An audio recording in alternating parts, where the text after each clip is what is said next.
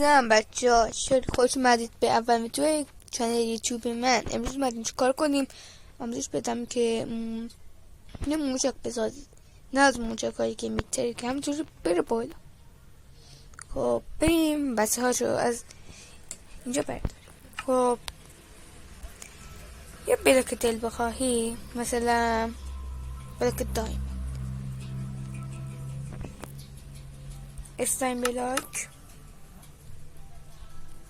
ریپتر و اسکیپسون. بچه این سه تا لازمه: استاین بلاک، ابزرور و اسکیپسون. و میتونه گفتن یه بلاک دل بخواهی.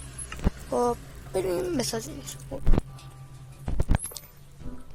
یه همچین چیزی میسازید.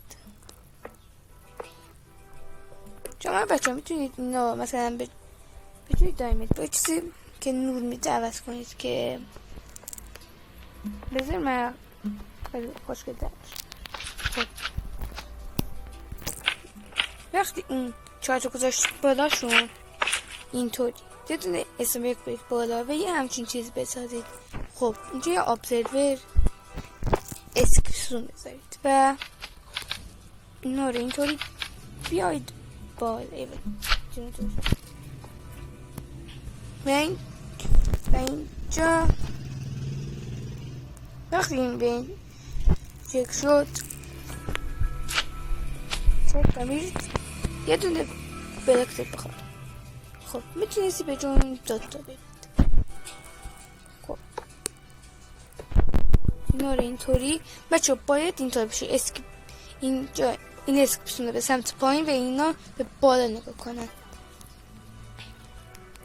و این روند اونجا هم تکرار میکنیم. خب و